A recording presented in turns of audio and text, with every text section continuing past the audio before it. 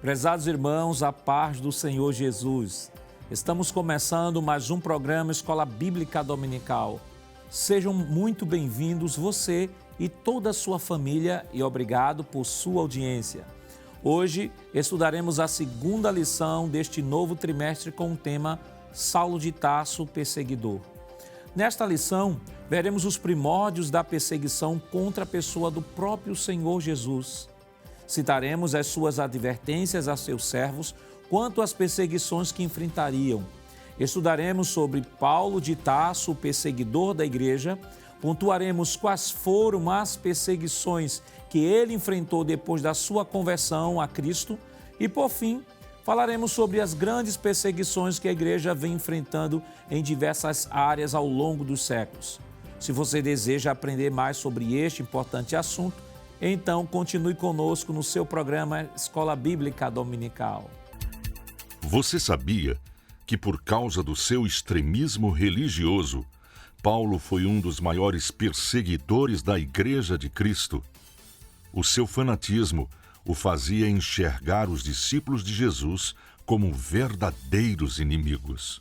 Vejamos o que nos diz o nosso texto áureo. E Saulo, respirando ainda ameaças e mortes contra os discípulos do Senhor, dirigiu-se ao sumo sacerdote. Atos capítulo 9, versículo 1. A verdade prática nos diz: a igreja é uma instituição divina que perdurará na terra até o arrebatamento, pois do contrário já teria acabado ao longo da história. O objetivo geral de nossa lição é conscientizar a respeito do problema da perseguição aos cristãos no mundo. Os objetivos específicos da lição de hoje são 3. Primeiro, ela encara as características persecutórias de Saulo. Segundo, expor a respeito da perseguição contra a igreja em Atos. E terceiro, esclarecer a respeito de um sistema contra a igreja.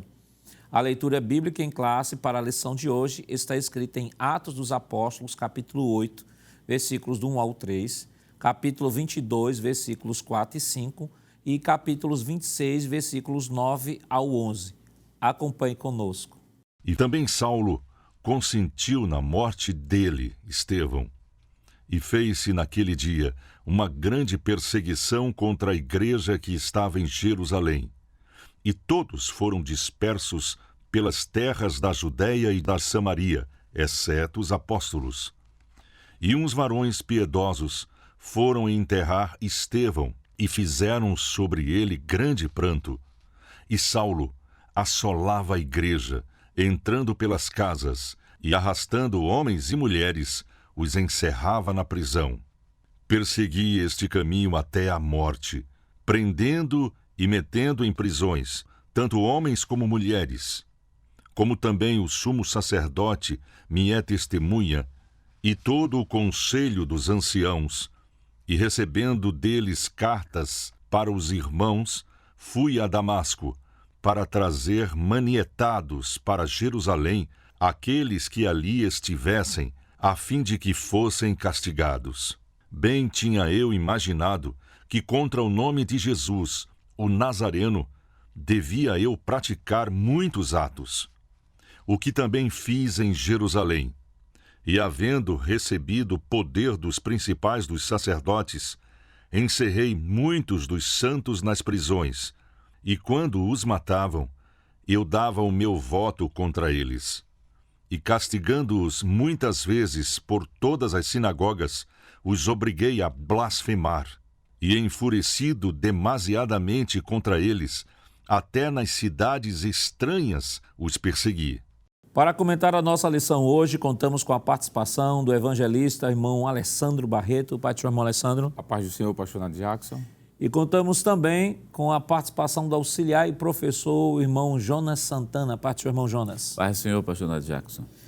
Queridos irmãos, esta semana estamos estudando a lição de número 2, que tem como título Saulo de Tarso, o perseguidor. Na semana passada aprendemos sobre o mundo do apóstolo Paulo, aprendemos sobre o mundo romano do apóstolo Paulo, aprendemos no seu aspecto cultural, o mundo da época, aspecto cultural, no aspecto religioso, e naquela lição aprendemos os desafios né, que aquele mundo do primeiro século estaria trazendo ou esteve trazendo à igreja do Senhor Jesus Cristo, em especial ele que foi escolhido por Deus para exercer esta missão tão nobre de ser um vaso escolhido, um pregador não só aos judeus, conforme o texto que nós estudamos semana passada, 9:15 de Atos, não só chamado para pregar aos judeus, mas pregar aos reis e pregar aos gentios,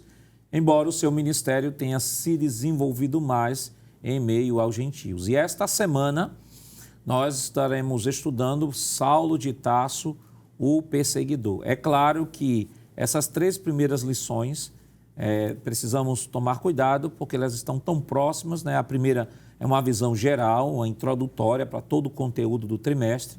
E essa lição desta semana, ela é também bem próxima da lição da próxima semana, que vai falar sobre a sua conversão. Então, chamamos a atenção do professor para que nesta lição se atenha aos objetivos da lição desta semana, né, que o autor elenca como, em primeiro lugar, elencar as características persecutórias de Saulo, segundo, expor a respeito da perseguição contra a igreja em Atos e, terceiro, esclarecer a respeito de um sistema contra a igreja. O caso da conversão de Saulo vai ser tratado na próxima semana. Isso é importante pontuar, irmão Alessandro, para que, de repente, o professor não possa adiantar a matéria, né?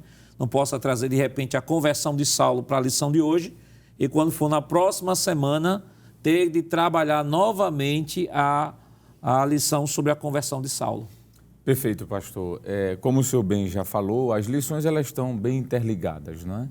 E se a gente não se delimitar basicamente no ponto central da lição, corre esse risco realmente de avançar o assunto e terminar comentando o que será feito no próximo domingo. Mas, como o senhor bem disse, o título da lição, pastor, já nos permite, de alguma forma, circundar o assunto, delimitando, falando sobre a questão da perseguição. E, inclusive, um dos pontos da lição, que é o segundo, é expor a respeito da perseguição contra a igreja a partir do livro de Atos, que é um livro histórico, é onde mostra a história da igreja cristã. E, se o senhor permite, pastor, seria interessante já de forma introdutória dizer que essa questão da perseguição aos servos de Deus é muito amplo na Bíblia, né? Desde o Antigo Testamento, por exemplo, que a gente vê narração nos Salmos falando sobre a perseguição. Só citando, por exemplo, Atos, quer dizer, Salmos 7, versículo 1 e 2, Atos, quer dizer, Salmos 31, 14 ao 16, são salmos que mostram servos de Deus sofrendo algum tipo de perseguição.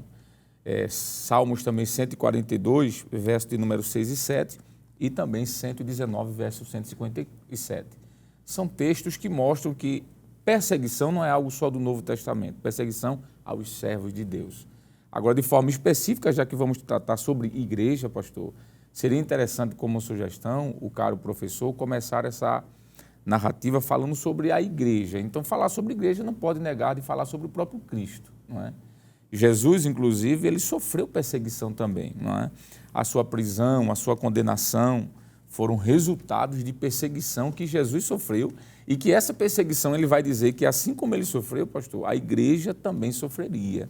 Há um texto que a gente pode citar que é de Marcos, capítulo de número 11, versículo 18, que nos diz que os escribas e príncipes dos sacerdotes, tendo ouvido isto, buscavam ocasião para matar a Jesus. Então, veja, aqui já é uma alusão a um tipo de perseguição agora física, na pessoa do Senhor Jesus, né? Durante seu ministério aqui na terra, por exemplo, só adiantando essa expressão aqui, Jesus deixou muito claro aos seus discípulos de que a igreja sofreria uma perseguição muito grande, por amor ao Evangelho. Eu quero citar aqui ainda um texto, pastor, que está escrito no Evangelho de João, capítulo de número 16, esse texto é muito elucidativo para a lição de hoje, capítulo 16, versículo 1 e 2, diz assim: tenho-vos dito estas coisas para que vos não escandalizeis. Aí Jesus continua: expulsar-vos-ão das sinagogas, vem mesmo a hora em que qualquer que vos matar cuidará fazer um serviço a Deus. É justamente isso que vai acontecer com Paulo, veremos isso mais na frente, não é? Ele vai perseguir a igreja achando que estava fazendo a vontade de Deus. Outro texto, se de repente o caro professor queira anotar, e aqui eu já estou indo para o final da minha fala, está em Mateus, pastor, capítulo de número 10, versículo 34. Jesus, falando sobre essa questão da perseguição, diz: não cuideis que vim trazer a paz à terra, não vim trazer a paz, mas a espada. Esse texto é até um pouco mal interpretado por alguns. Quando Jesus disse que não veio trazer a paz, mas a guerra, ele não está falando de movimento revolucionário, rebelião, não. Ele está dizendo, olha, aqueles que me seguirem, se preparem, que vocês vão ter também perseguição, assim como eu fui perseguido. Textos que aludem isso aí por exemplo, Apocalipse 1:9. João disse que estava preso porque estava pregando o Evangelho.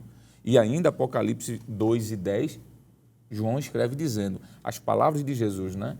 Que os discípulos, os servos do Senhor seriam perseguidos e martirizados por amor ao Evangelho. Então, a temática dessa lição é mais ou menos isso, falar sobre a perseguição à igreja, claro, a partir de Paulo em diante. E, irmão Jonas, o irmão Alessandro trocou aqui no assunto interessante, que a maneira como ele trabalhou mostrou de que esta perseguição à igreja já é a repercussão da própria perseguição ao próprio Senhor Jesus, né? Ele citou diversos textos aqui. Eu queria também citar aqui um texto, Mateus capítulo 26, versículo 3 ao 5, diz o seguinte: depois os príncipes dos sacerdotes e os escribas e os anciãos do povo reuniram-se na sala do sumo sacerdote, o qual se chamava Caifás, e consultaram-se mutuamente para prenderem Jesus com dolo e o matarem. Há um outro texto também que está em João capítulo 11,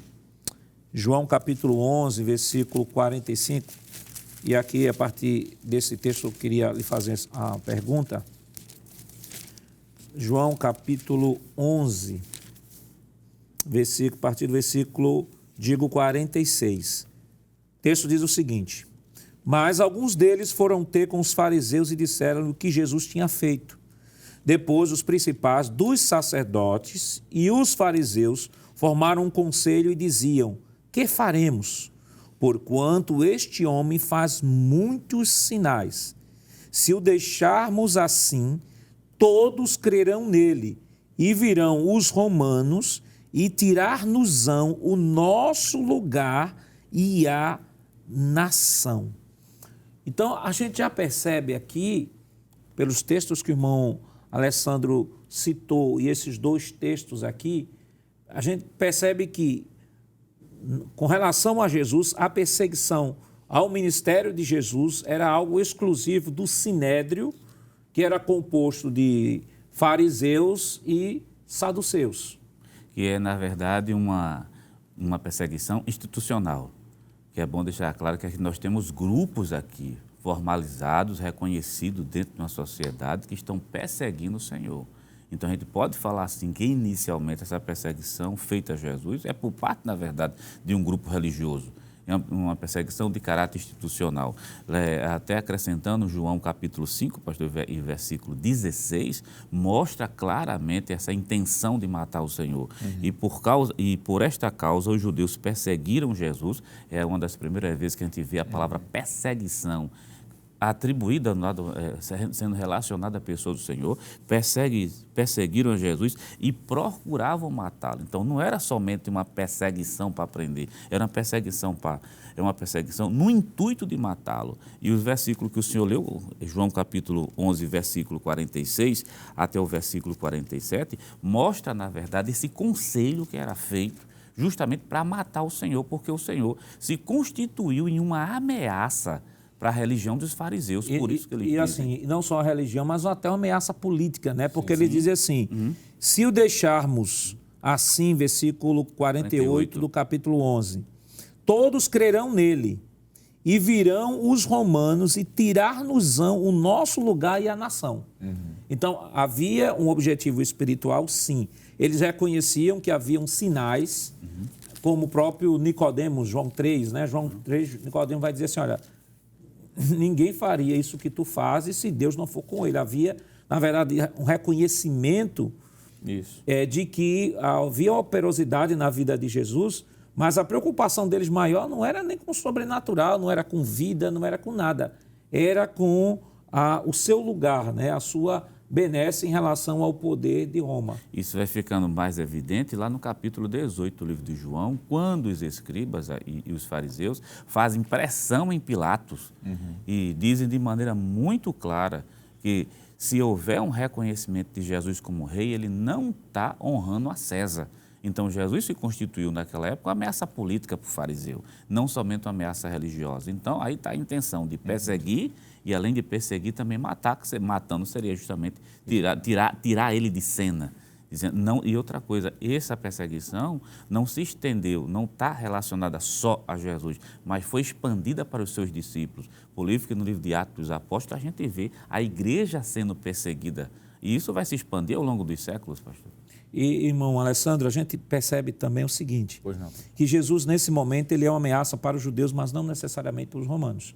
Ele foi uma ameaça para Herodes. Isso. Herodes, porque preocupado com aquela profecia do Messias, então manda matar os meninos de 2 anos para baixo. Daí em diante, a gente não vê nenhuma outra repercussão, pelo menos na narrativa bíblica, da preocupação de Roma com Jesus. Jesus era uma preocupação, neste momento, dos judeus, tanto que quando eles fizeram toda a trama para que os romanos pudessem condenar Jesus, embora o próprio Pilatos disse, não vi neste homem crime nenhum.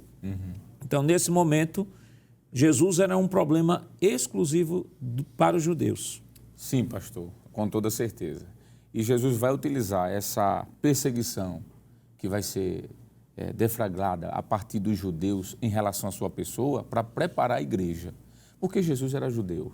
E como judeu, ele estava sentindo uma pressão muito grande do seu próprio povo, não é? E aqui a gente pode extrair um princípio de que a perseguição não é necessariamente de um povo diferente, externo, mas, às vezes, do nosso mesmo convívio. E Jesus, pastor, quando o senhor falou aí, me fez lembrar que ele preveniu os seus discípulos dizendo, olha, do jeito que eu estou sofrendo com os judeus e, posteriormente, também a igreja vai sofrer com a perseguição de Roma, vocês devem estar preparados para isso. É por isso que no grande sermão de Jesus, Mateus capítulo 5, pastor, versículo 10 ao 12, Jesus diz assim, bem-aventurados os que sofrem perseguição por causa da justiça. Foi o caso de Jesus. Jesus foi perseguido porque ele praticava a justiça, porque deles é o reino do céu. Aí ele diz, bem-aventurados sois vós quando vos injuriarem e perseguirem, que foi isso que os judeus fizeram com Jesus, e mentindo disserem todo mal contra vós por minha causa. Então Jesus estava advertindo os seus discípulos de que eles também passariam por isso. Há um texto que eu gostaria de ler também, pastor, que está em Marcos capítulo 10, versículo 29 e o versículo 30, que Jesus também, aproveitando a perseguição dos judeus contra ele, adverte os seus apóstolos, diz assim, capítulo 10 de Marcos, quero dizer, versículo 29 e versículo 30. E Jesus respondendo disse, em verdade vos digo que ninguém há que tenha deixado casa ou irmãos ou irmãs, veja que ele está se referindo à sua própria nacionalidade também, não é? Irmãos aqui é muito amplo, ou pai, ou mãe, ou mulher, ou filhos, ou campo, por amor de mim e do evangelho. Aí Jesus diz assim, falando sobre a perseguição, que não receba 100 vezes tanto, já neste tempo, em casas, irmãos, irmãs, e mães e filhos, e campos. Aí Jesus diz, tem um preço, com perseguições. Aí Jesus disse, no século futuro, a vida eterna. O que Jesus estava dizendo era, o que os judeus estão fazendo comigo, nos perseguindo, mentindo, nos acusando, vão fazer com vocês também. Não só os judeus, mas lá na frente, os romanos também, pastor. Mateus 24 e 9, ainda, Jesus falando sobre isso, ele diz, e vos hão de entregar para serdes atormentados. Foi isso que os judeus fez com Jesus. E matar-vos-ão. Foi isso que eles fizeram com Jesus. E sereis odiados. Foi isso que eles fizeram com Jesus. De todas as nações por causa do meu nome. Então, observe que quando Jesus está falando sobre perseguição, ele não esconde em momento algum de que o que os judeus estavam fazendo com ele, a igreja passaria, pastor Nath Jacques. Capítulo 15 de João ainda, só para complementar esse pensamento, que foi muito interessante a sua fala, e o versículo de número 18, Jesus diz assim, levantar-me-ei, quero dizer, está em Lucas, mas eu quero citar João. João 18 e 15, eu estava no Evangelho de Lucas. João Quero dizer, corrijo, 15:18, perdão mais uma vez. João 15:18, Jesus diz assim: se o mundo vos odeia, sabei que primeiro do que a vós, me odiou a mim mesmo. Jesus estava utilizando a sua experiência dentro do mundo judaico para dizer àqueles discípulos, se preparem, porque a perseguição vai ser ferrenha. E eu concluo, finalizo, citando ainda Lucas 6, verso 22. Veja o que é que Jesus disse. Nenhum dos discípulos acompanhou Jesus, pastor, sem ser avisado dessa perseguição. Bem-aventurados sereis quando os homens vos odiarem. Foi isso que os judeus fizeram com Jesus. Jesus foi odiado pela sua própria nação. Vos odiarem e quando vos separarem e vos injuriarem e rejeitarem o vosso nome como mal, por causa do Filho do Homem. Então, Jesus é um protótipo, ele é um exemplo de quem sofreu, quer dizer, perseguição, e ele deixa claro à igreja de que isso aconteceria também com seus discípulos. Essa visão panorâmica que o irmão Alessandro trouxe, irmão Jonas, nos deixa claro que a perseguição aos discípulos de Jesus seriam exclusiva devido à própria pessoa de Jesus. Porque, por exemplo, do ponto de vista religioso, nós aprendemos semana passada de que o mundo romano era muito eclético. Todas as pessoas poderiam exercer qualquer tipo de religião, desde que reconhecesse o César como o Senhor e praticasse o culto ao imperador. Só os judeus tinham essa isenção dessa obrigatoriedade. Os judeus não precisavam oferecer sacrifícios, incenso ao culto ao imperador. Mas qualquer outra religião poderia encontrar o seu lugar no espaço de Roma, desde que oferecesse sacrifícios e incenso e reconhecesse César como um Deus. Entretanto, quando nós olhamos para o texto, para o ministério de Jesus, o Senhor Jesus já deixa claro, diz, olha, eu sou o caminho, a verdade e a vida, ninguém vem ao Pai senão por mim. Agora, há um preço para se pagar por se identificar comigo. E aí eu lembro um texto aqui rapidamente, livro de João, capítulo 15, o Senhor Jesus, ele diz o seguinte, versículo 17, diz assim, isto vos mando, que vos ameis uns aos outros. Se o mundo vos aborrece, sabei que, primeiro do que a vós, me aborreceu a mim. Versículo 19. Se vós fosseis do mundo, o mundo amaria o que era seu, mas, porque não sois do mundo, antes eu vos escolhi do mundo, por isso é que o mundo vos aborrece. E ainda, João capítulo 17, na oração sacerdotal, Jesus diz o seguinte, versículo 14. Dê-lhes a tua palavra e o mundo os odiou, porque não são do mundo, assim como eu não sou do mundo. Então, isso deixa claro, irmão Jonas, de que não era o fato de ser um novo grupo religioso que estava surgindo no Império, ou uma nova religião que estava surgindo no Império, que estava havendo, de certa forma, uma indisposição dos religiosos. Na verdade, o que nós podemos perceber à luz do texto é que é o Senhor Jesus que está se apresentando, é o Senhor Jesus que no meio dos judeus dizem que ele e o Pai é um, e os judeus dizem que ele está blasfemo, ele é um falso profeta. E é justamente a pessoa de Jesus que é o diferencial e o motivo da perseguição e o motivo que leva os discípulos, como ele já mesmo deixou claro, era, se vocês vão me seguir, agora vocês vão ser odiados como eu fui, vocês serão desprezados como eu fui, vocês serão mortos como eu fui. Não é o ser religioso, era o ser cristão. Não é o ser somente religioso, que Jesus inicialmente, como nós estávamos comentando aqui, parece ser um problema de cunho nacional e religioso inicialmente.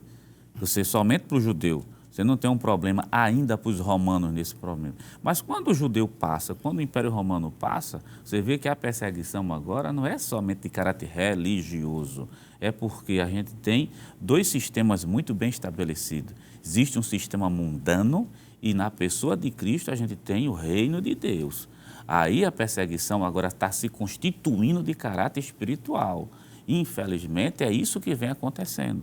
Quer dizer, não é só a questão política, não é só a questão de caráter religioso. É como diz João capítulo 1 e versículo 5, a luz veio ao mundo, mas as trevas aborrecem a luz. Quer dizer, é isso que diz capítulo 1, versículo 5, versículo 6, versículo 8. A gente começa a ver que a gênese da perseguição é por causa desse lado espiritual que é muito forte, pastor.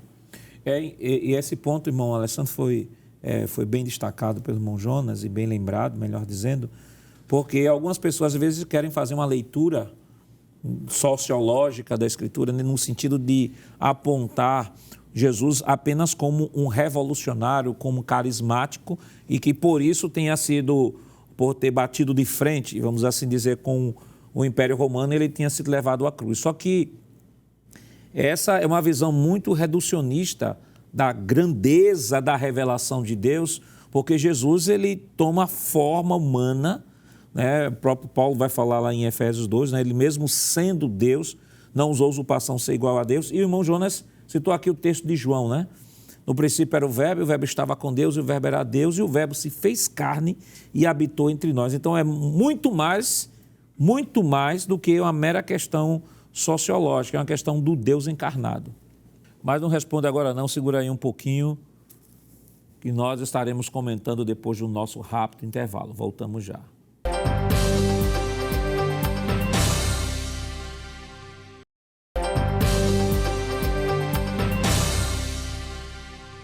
Queridos irmãos, estamos de volta em seu programa Escola Bíblica Dominical e esta semana estudando a segunda lição que tem como título Saulo de Tarso, o Perseguidor. No bloco anterior, nós estávamos comentando que algumas pessoas, às vezes, apenas sobre um olhar sociológico da Escritura, querem conceituar o Senhor Jesus como um mero líder revolucionário e carismático. Mas deixamos claro de que João mostra de que é muito mais do que isso, né? João 1:1 vai dizer que no princípio era o Verbo estava com Deus e o Verbo era Deus, e o Verbo se fez carne e habitou entre nós. Paulo, em contrapartida, também vai lá em Efésios 2 dizer que, mesmo sendo Deus, não usou de usurpação ser igual a Deus. E o irmão Jonas arrematou no bloco anterior de que não era apenas uma mera questão política, filosófica, ideológica, era a revelação de Deus, era o reino de Deus que estava sendo manifesto por meio do Senhor Jesus. Sem sombra de dúvida, pastor. E aí o motivo da ira das trevas, não é? Contra a pessoa de Cristo se justifica o porquê tanta perseguição, uma ferrenha perseguição, porque ali estava nada mais, nada menos do que o Cristo encarnado. Então havia uma intenção declarada das trevas para que houvesse uma frustração até no plano salvífico, né? Para que Cristo viesse até nem cumprir aquilo para qual ele foi designado. E, pastor, essa perseguição que é feita a Cristo, como estávamos falando, enquanto o senhor estava conversando aqui com o professor Jonas, me fez me lembrar o versículo 20 do capítulo 15 de João, quando o próprio Jesus disse: se a mim me perseguiram, também vos perseguirão a vós. É isso que vai acontecer com a igreja a partir da pessoa de Saulo, que é o título da lição, né? Saulo de Tarso, o perseguidor. Ainda antes de falar sobre Saulo, mas sobre Cristo, já que o senhor fez essa pergunta sobre o Verbo encarnado, há um texto que também é muito forte sobre isso e que esclarece um pouco, inclusive escrito por Paulo, né? Quando, na sua segunda carta a Timóteo, no capítulo de número 3, versículo 12, Paulo disse assim: e também todos os que piamente querem viver em Cristo Jesus padecerão perseguições. Cristo foi o modelo, não só o modelo de piedade, de vida santa, mas também de como é a vida daquele que procura buscar a Deus e viver de forma pia, de forma santa, né? E falando aí sobre Paulo, pastor, é interessante dizer de que ele, assim como os judeus perseguiram a Cristo, ele deu continuidade, não é? Depois que Cristo sai, vamos assim dizer, da história, porque ele morre, ressuscita, é assunto ao céu, a igreja fica. E aí é onde vai entrar a lição agora, especificamente sobre Saulo, o perseguidor. Ele foi um grande perseguidor da igreja, inclusive por conta da religiosidade. Foi comentado aqui de que Jesus sofreu uma perseguição não só, podemos dizer também, institucional, política, ideológica, mas também uma perseguição ferrenha no campo da religiosidade. E o próprio apóstolo Paulo nos diz isso, quando ele escreve sua primeira carta a Timóteo, capítulo 1, versículo 13, ele diz que foi blasfemo, perseguidor e opressor da igreja. Veja, são 3 verbos fortíssimos: blasfemo, opressor e perseguidor. E no capítulo 8 de Atos dos Apóstolos, versículo 3, ele diz que ele assolava a igreja. É muito forte essa expressão, não é, pastor? Sobre a perseguição, assolar. Assolava a igreja, entrando pelas casas, olha que nível de perseguição, arrastando homens e mulheres, e o encerrava nas prisões. O capítulo de número 3 de Filipenses, e aqui eu já vou apontando para a conclusão desse pensamento, desse ponto, capítulo 3, pastor, versículo 6, ele diz que, segundo o zelo, foi perseguidor da igreja, como Cristo foi perseguido, a igreja também, perseguidor da igreja. E faz-me lembrar o que está escrito em Hebreus, capítulo 11, pastor, versículo 36, que o escritor ali disse que os servos de Deus foram apedrejados, cerrados, tentados, mortos ao fio de espada e andavam vestidos de peles de ovelhas de cabras, desamparados, aflitos e maltratados. Observe que nível de perseguição. Tudo isso, de alguma forma, Cristo também sentiu, não é? Porque ele foi desprezado, viveu nos desertos, sofreu opressão, no caso, perseguição por conta dos judeus. E isso, claro, como já foi falado, um investimento das trevas, pastor, na pessoa de Cristo, para frustrar o plano, e na pessoa da igreja, para barrar o plano de Deus quanto à salvação dos homens. E esse texto de Hebreus 11, 36 ao 46, como também 10, 32 ao 34, são textos que demonstram claramente a situação da igreja no primeiro século, né? Muitos cristãos foram mortos, foram mortos nos mais diversos métodos. Nós temos, por exemplo, aqui a informação, a curiosidade. Por exemplo, o apóstolo Pedro, ele foi crucificado de cabeça para baixo em Roma. Simão foi crucificado em Beirute. André foi preso em uma cruz, dali pregou aos seus perseguidores até morrer em Petras. Filipe foi crucificado em Herápolis. Paulo, decapitado por Nero em Roma. Bartolomeu foi esfolado vivo em Albanópolis. Tiago foi decapitado em Jerusalém. Tadeu foi morto em Beirute. Mateus sofreu martírio ao fio da espada na Etiópia. Tiago Menor foi lançado no pináculo do templo de Jerusalém e depois espancado até morrer. João foi posto num caldeirão fervente, escapou da morte e foi deportado para Patmos, e este é o único apóstolo em que a tradição estabelece de que ele morreu de morte natural. Tomé foi morto por lanceiros próximo a Medras, Marcos morreu em Alexandria, Lucas foi enforcado numa oliveira na Grécia e Barnabé apedrejado até a morte em Salônica. Então, irmão Jonas, a perseguição, aquilo que Jesus havia dito, quando estava no desenvolvimento do seu ministério, já preparando os seus discípulos, se cumpriu na prática na vida da igreja. Perfeitamente. Com base em todas essas informações que o senhor está trazendo para a gente, informação de caráter extrabíblico, mas remete claramente àquilo que o senhor falou lá atrás, dizendo que os discípulos seriam perseguidos. E já foi comentado aqui também pelo evangelista que essa perseguição ela não ficou extensiva, ela não ficou limitada só aos discípulos. Vai se passar e se perpetuar pela igreja. A gente vai ter perseguições de duas grandes frentes, né? Tem aquela perseguição que está com base na defamação e tem a perseguição que vai matar. Tem a perseguição individual, mas vai ter a perseguição institucional também, a perseguição imperial e assim sucessivamente para barrar o crescimento da igreja e, acima de tudo, barrar a evangelização. E voltando a Paulo, irmão Alessandro, a gente vê que o texto deixa claro de que ele respirava, né? Respirava vingança, respirava ódio. Aí alguém pergunta assim, mas o porquê o apóstolo Paulo, né, ele tinha tanto ódio dos cristãos, né? Uma vez que o Antigo Testamento, a própria lei, Levítico 19, 18, manda até amar o próximo.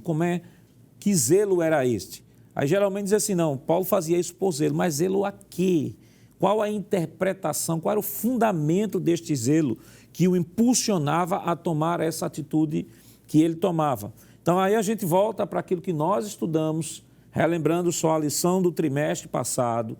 Nós vemos Israel, o pacto deuteronômico, as bênçãos que Deus prometeu a Israel, Deuteronômio capítulo 28, versículos do 1 ao 14. Se Israel fosse, obedecesse ao Senhor, a bênção de Deus estaria sobre ele e tal. E se Israel não obedecesse ao Senhor, o que é que Deus iria fazer? A partir do versículo 15, do versículo 15 ao versículo 68, é a relação das maldições. E eu queria rapidamente destacar aqui, e o senhor comenta. Pois não. Por exemplo, versículo 15 diz: será, porém, que, se não deres ouvido à voz do Senhor, teu Deus, para não cuidares em fazer todos os seus mandamentos e os seus estatutos, que hoje te ordeno, então sobre ti virão todas as maldições e te alcançarão. Versículo 16. Maldito serás tu na cidade, maldito serás no campo. Versículo 20. O Senhor mandará sobre ti maldição, a turbação e a perdição em tudo que puseres a mão para fazer, até que seja destruído e até que repentinamente pereças por causa da maldade das tuas obras com que me deixastes. Versículo 34. Ficarás aterrado pelo que verás com os teus olhos. Versículo 36. O Senhor te levará a ti e ao teu rei que tiveres posto sobre ti, a uma gente que não conheces, nem tu nem teus pais, e ali servirás a outros deuses feitos de madeira e de pedra. Então, em síntese, aqui que o capítulo é grande, mas em síntese, o que Saulo estava fazendo é o seguinte: a história de Israel mostra o que é que aconteceu com Israel quando Israel caiu na idolatria e permitiu falsos profetas, permitiu culto a outros deuses. Ele diz: eu não vou permitir que a minha nação fique debaixo de maldição ou fique debaixo do castigo de Deus por conta de um falso profeta, que é assim como era visto o Senhor, um falso profeta. Então, e se esse falso profeta tem seus discípulos, então vamos acabar com esses discípulos até exterminá-lo para trazermos o povo novamente à prática da lei.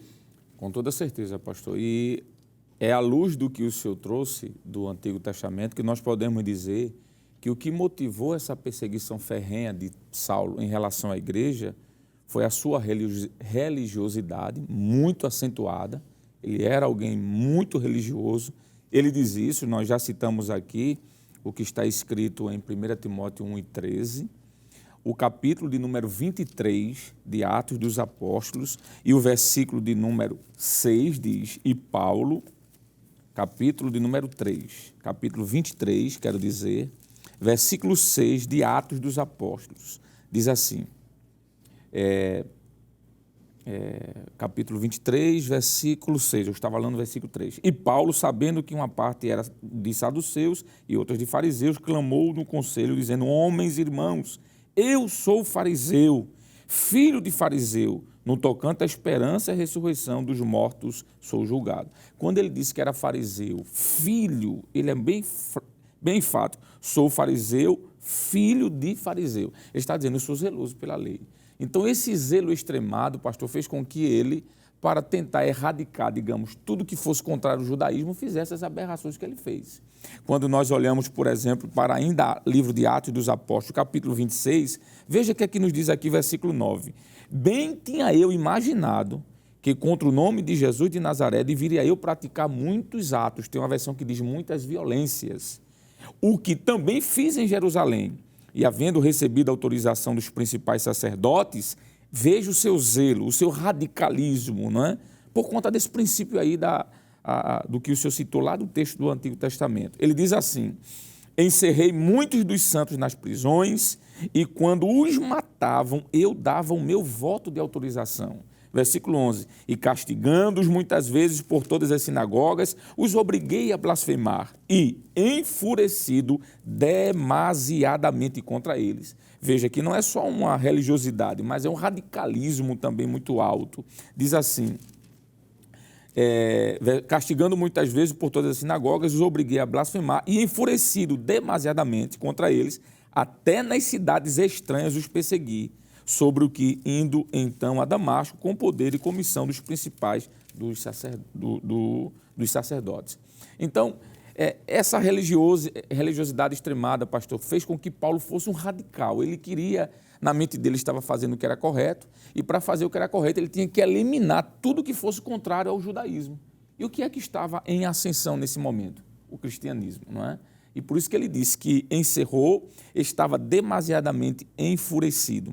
E concluo citando aqui essa finalzinho desse versículo 11, que ele estava enfurecido demasiadamente. Quantas atrocidades Paulo não fez contra os cristãos por conta desse radicalismo e dessa religiosidade tão elevada, pastor? E o que o senhor falou me fez lembrar um texto que já foi citado, me parece até pelo senhor. Pois não. João, capítulo 16, versículo 2, diz assim: expulsar-vos-ão das sinagogas, vem mesmo a hora em que qualquer que vos matar cuidará fazer um serviço a Deus. Ou seja, é o zelo religioso. Estou fazendo isso por conta do zelo religioso que eu tenho. Então, essa era a visão de Paulo. A visão de Paulo seria baseada em tudo aquilo que ele já vem comentando. Jesus já era reconhecido pelos judeus, que os judeus acusaram Jesus de Jesus se dizer ser igual a Deus, que é o capítulo 5, versículo de João, capítulo 5, versículo 16, versículo 18. Versículo 18 é muito enfático quando diz: por isso os judeus ainda mais procuravam matá-lo, porque não somente quebrava o sábado, mas também dizia que Deus era seu pai, fazendo-se igual a Deus. Porque ele está dizendo o seguinte: eu sou filho de Deus no mesmo sentido de ter a natureza do pai.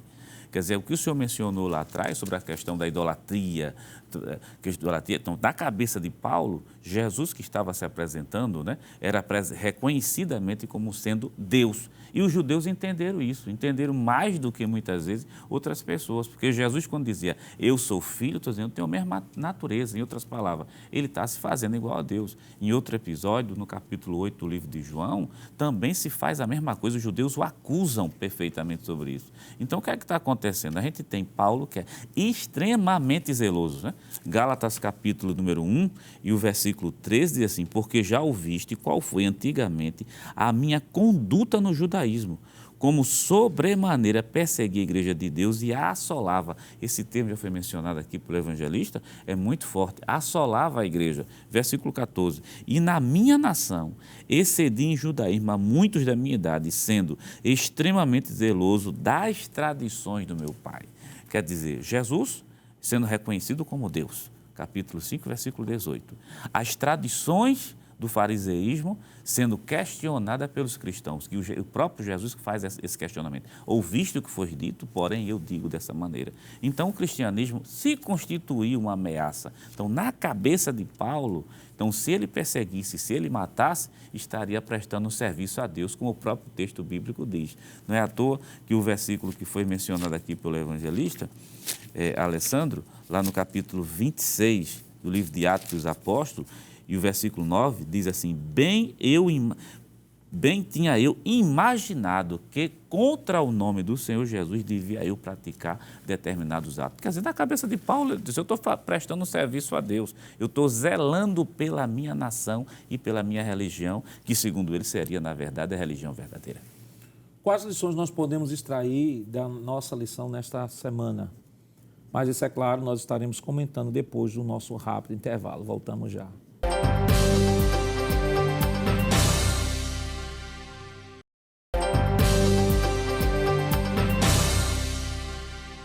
Queridos irmãos, estamos de volta em seu programa Escola Bíblica Dominical e esta semana estudando a segunda lição do trimestre, que tem como título Saulo de Tarso, o Perseguidor.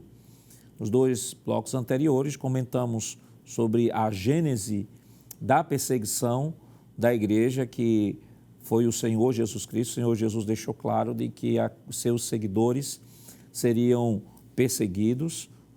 Já foi citado uma abundância de textos aqui, e na sua oração sacerdotal, só para destacar, capítulo 17, versículo 14, ele vai dizer: Pai, eu os dei a tua palavra e o mundo os odiou, mostrando e deixando claro de que o fato dos discípulos estarem sendo perseguidos em nada tinha a ver com nenhum movimento revolucionário da época do Novo Testamento. Ao contrário, havia sim o Deus encarnado, a revelação de Deus, a luz para os gentios, a luz para o mundo, estava raiando e estava agora não só em profecias, como no Antigo Testamento, mas estava encarnado, como disse João no capítulo 1 do seu Evangelho. Então, irmão Alessandro, já falamos sobre Jesus, a perseguição aos discípulos, depois nós temos Saulo de Tarso levantando-se e perseguindo a igreja, baseada no zelo, no pacto deuteronômico, de lá Deuteronômio capítulo 28. Citamos aqui a curiosidade dos diversos tipos de morte, né, que os discípulos acabaram tendo em relação à fé. Isso. E que lições a gente pode extrair dessa lição desta semana, sobretudo que nós temos também ao redor do mundo uma igreja perseguida? Pois não, pastor. Eu penso que o que a gente pode aprender, pastor, com esta lição, é de que, porque nós somos servos de Deus, não estamos imunes a passar por perseguições. Jesus disse, inclusive já foi citado aqui em Mateus, capítulo de número 5, versículo número 10, quando Jesus disse, bem-aventurados sois vós quando vos perseguirem. Então, a perseguição, de alguma forma, pastor, é um atestado, inclusive, de uma aprovação de Deus que estamos no caminho certo. É por isso que a igreja nunca esmoreceu. As portas do inferno, elas podem até se levantar, enquanto a igreja, como o senhor falou, no mundo inteiro, desde o primeiro século, com Nero, Domiciliano e outros, Trajano, o perseguidor, e todos os outros imperadores romanos que se levantaram até hoje, né? Em países fechados do evangelho, a igreja tem permanecido de pé, porque ela é bem-aventurada. Quando isso acontece? Agora, quando isso acontece de forma justa, não uma perseguição por rebelião ou causa desse tipo. Então, a primeira coisa que aprendemos é que devemos estar prontos a enfrentar a perseguição como resultado de uma vida fazendo a vontade de Deus. E o próprio apóstolo Paulo, pastor, que outrora fora perseguidor e depois se tornou perseguido pelo evangelho, ele diz isso. No capítulo de número 4 da sua segunda carta aos Coríntios, versículo 8 e 9, ele diz, em tudo somos atribulados. Veja, o ex-perseguidor falando, mas não angustiados, perplexos, mas não desanimados. Ele diz, perseguidos, mas não desamparados, abatidos, mas não destruídos. Então, aquilo que a gente pode aprender é que ser cristão é estar pronto a viver aquilo que Jesus disse. Capítulo 5 de Mateus, versículo 44. Eu, porém, vos digo, amai a vossos inimigos. É um segundo princípio. A igreja não tem que estar aqui odiando aquele que persegue. É difícil, é. Mas Jesus disse, amai os vossos inimigos. Bendizei aqueles que vos maldizem. Fazei bem aos que vos odeiam. Orai pelos que vos maltratam e vos perseguem, para que sejais filhos de Deus, do Pai que está nos céus. O segundo princípio, pastor, é de que a igreja ama aqueles que perseguem, não é? Por que a igreja ainda ora por países que estão matando cristãos? Porque é um princípio bíblico. Jesus disse, aquele que ferir a tua face, dá-lhes a outra. O que te pedir a túnica, dá-lhe a capa. Então, é um princípio bíblico. A perseguição não pode servir como um espírito de revolução, de pegar armas.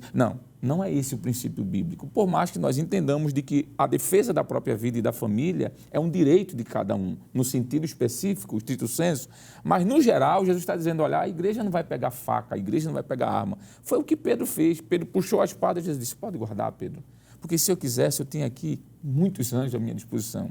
Então, o que a gente pode aprender, pastor, é isso, é de que a perseguição, ela é resultante, sim, de uma agência espiritual também, porque é uma perseguição à igreja espiritual, usando o homem físico, os governos, e que a igreja tem que entender que isso é cumprimento da palavra e nós vamos vencer através da oração.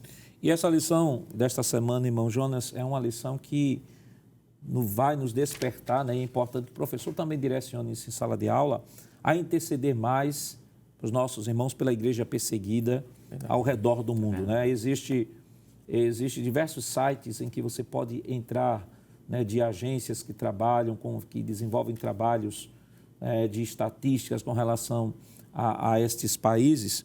E existe uma chamada Portas Abertas, Missões Portas Abertas, portasabertas.com. Você pode entrar lá, tem muitas informações. E lá tem a relação dos países que mais perseguem os cristãos no mundo. Só a título de curiosidade, em primeiro lugar está a Coreia do Norte, segundo, Afeganistão, terceiro, Somália, quarto, Líbia, quinto, Paquistão, sexto, Eritreia, sete, Iêmen, 8º Irã, 9º Nigéria, 10º Índia, 11º Iraque, 12º Síria, 13º Sudão, 14º Arábia Saudita, 15º Maldivas, mas há uma relação lá de 50 países. E ainda segundo esse site, né, 340 mil cristãos sofrem perseguição por sua fé ao redor do mundo. E ainda esse site aponta que 4.761 cristãos foram assassinados no ano passado por conta da sua fé. 4.472 igrejas e edifícios cristãos foram atacados o ano passado. Então, a igreja perseguida não era apenas a igreja do primeiro século. Ela continua sendo perseguida hoje, irmão Jonas. A igreja de Cristo Jesus, ela sempre foi perseguida, desde o seu nascedouro, desde o seu surgimento, até a vinda do Senhor, ela vai padecer perseguição. Isso é um atestado que somos realmente a igreja de Cristo, como foi mencionado aqui pelo evangelista irmão Alessandro. E é bíblico, porque lá em 2 Timóteo, que já foi mencionado também, capítulo 3, versículo 12, e também todos os que querem viver piamente padecerão perseguições, de maneira que fica evidente aqui que não existe evangelho fácil. Não existe. Agora, qual é o consolo que existe, que é uma lição que nós podemos tirar? É que sobre aqueles que são vituperados e perseguidos, repousa sobre ele o Espírito de Cristo. E o apóstolo São Pedro disse na primeira epístola de Pedro, capítulo 4 e versículo 14, diz da seguinte maneira: se pelo nome de Cristo sois vituperados, bem-aventurados sois, porque sobre vós repousa o Espírito da glória de Deus. De maneira, mesmo sendo perseguido, mas Jesus nunca abandonou e nem tampouco deixou a sua igreja amada. É isso que a gente deve ter em mente, o professor dizer lá na sala de escola dominical: Cristo está com a igreja. E o apóstolo Paulo, irmão Alessandro, é a maior prova de que a igreja precisa orar, sobretudo por aqueles que não conhecem o evangelho, às vezes se explodem em nome de sua fé, e às vezes matam cristão compulsivamente, mas a exemplo de Saulo, estão com a mente vedada, estão com os olhos fechados, e que só a oração é capaz de Deus trabalhar na sua vida. E a exemplo do apóstolo Paulo, que não foi um pregador específico, também Deus tem um encontro com eles de maneira sobrenatural. Sem sombra de dúvida, pastor. Aí a importância de orarmos por aqueles que perseguem a igreja, porque muitas vezes eles perseguem e acham que estão fazendo o que é correto, mas estão de forma equivocada. Paulo diz isso quando escreve sua carta a Timóteo, capítulo 1, o versículo do 12 ao 14, ele diz assim: eu dou graças ao que me tem confortado, a Cristo Jesus, Senhor nosso, porque me teve por fiel, pondo-me no ministério. Ele diz assim: a mim, que dantes fui blasfêmico e perseguidor e injurioso, mas alcancei misericórdia. Então, essas pessoas podem também alcançar misericórdia. Aí Paulo diz: porque eu fiz ignorantemente na minha incredulidade. Então, muitas das pessoas que perseguem hoje a igreja, pastor, estão fazendo de forma ignorante. Mas Paulo, escrevendo sua carta aos Coríntios, no segunda carta, capítulo 12, versículo 10, ele dá uma palavra de conforto à igreja. Ele diz assim: por isso sinto prazer nas fraquezas, nas injúrias, nas necessidades, nas perseguições. Ele sentia prazer. E ele diz: mas nas angústias por amor de Cristo. Ele diz: por quê? Quando estou fraco, é aí que sou forte. Então Paulo diz: olha, apesar das fraquezas, sinta alegria, nesse sentido de que você está sofrendo por amor a Cristo. Então vale a pena. E se você está fraco, é nesse momento que Deus vai lhe dar força e você vai conseguir. Então, assim como Paulo foi ignorante e perseguiu a igreja, muitos fazem isso, pastor. Mas nós devemos orar por eles, para assim como Cristo teve um encontro com Paulo, lá em Atos capítulo 9, tem um encontro com essas pessoas também. E nós fomos chamados, o próprio Paulo deixa claro que nós fomos chamados não só para crer em Cristo, mas para padecer por Ele. Filipenses capítulo 1, versículo 29, ele diz: porque a vós vos foi concedido em relação a Cristo, não somente crer nele, como também padecer por ele. E o apóstolo Pedro, escrevendo aos dispersos, 1 de Pedro capítulo 1, versículo 6 e 7, diz o seguinte: em que vós grandemente vos alegrais, ainda que agora importa, sendo necessário, que estejais por um pouco contristados com várias tentações, para que a prova da vossa fé, muito mais preciosa do que o ouro, que perece e é provado pelo fogo, se achem em louvor e glória na revelação do Senhor Jesus Cristo. Versículo 8, o qual, não havendo visto a mais, no qual, não vendo agora, mas crendo, vos alegrais com gozo inefável e glorioso, alcançando o fim da vossa fé, a salvação da alma. Portanto, esta é a nossa maior esperança. Aqui, nesta terra, tudo é temporal. Tudo um dia passará. Mas a nossa esperança é que um dia estaremos para sempre com nosso Senhor por toda a eternidade. Concluímos que, caso a igreja fosse uma mera organização humana, já teria sido destruído pelas grandes perseguições. Mas por ser uma instituição divina edificada pelo próprio Cristo, é que a igreja subsiste ao longo dos séculos e continuará a subsistir até a vinda gloriosa de Jesus. Que Deus continue lhe abençoando em nome de Jesus. Queridos irmãos, depois de uma lição tão maravilhosa, vamos orar ao Senhor pedindo a sua bênção toda especial. Evangelista Alessandro, ore conosco. Sim, senhor pastor. Querido Deus, neste momento nós queremos, Pai, levantar um clamor em relação à igreja, Senhor, perseguida, que neste exato momento em que estamos aqui, Deus, muitos dos teus servos estão sendo crucificados, apedrejados, enforcados, quem sabe decapitados ou qualquer outra atrocidade. Deus, tem misericórdia destes filhos e filhas que estão lá, Senhor, pagando um preço por amor ao teu nome. Sabemos que é o cumprimento da tua palavra, mas te pedimos que o teu Espírito Santo continue os ajudando, fortalecendo, como disse o apóstolo Paulo, dando força, Senhor, no momento da fraqueza. Tem misericórdia, Deus, da tua igreja que sofre outros meios de perseguição. Sejam eles, Senhor, como foi comentado, perseguições institucionais, religiosas, quem sabe em outros campos, Senhor, que não foram mencionados neste momento. Tem misericórdia. Continua nos ajudando, Senhor, abençoando a tua igreja, os missionários que estão além mar, Senhor, pregando a tua palavra. Livra-os e guarda-os, Senhor, dando-lhes força e graça. Nós te pedimos uma bênção especial sobre a Rede Brasil, te pedimos uma bênção sobre o nosso pastor-presidente, sobre a superintendência, o teu servo, pastor Nadir Jackson e toda a equipe. Isso nós te clamamos, ó Pai, em nome de Jesus. Amém.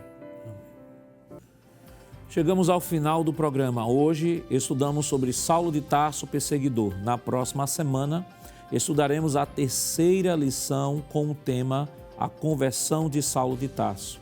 E esperamos contar mais uma vez com sua honrosa audiência. Lembrando que o programa Escola Bíblica Dominical vai ao ar na TV toda sexta-feira às 22 horas e reprisa no sábado às 16 horas. Também está disponível em nosso canal no YouTube, Rede Brasil Oficial. Acesse o canal, se inscreva, ative o sininho, compartilhe. Obrigado por sua companhia e até o próximo programa. Que a graça do nosso Senhor Jesus Cristo, o amor de Deus nosso Pai, a comunhão do seu Santo Espírito estejam com todos hoje e para todos sempre. Amém.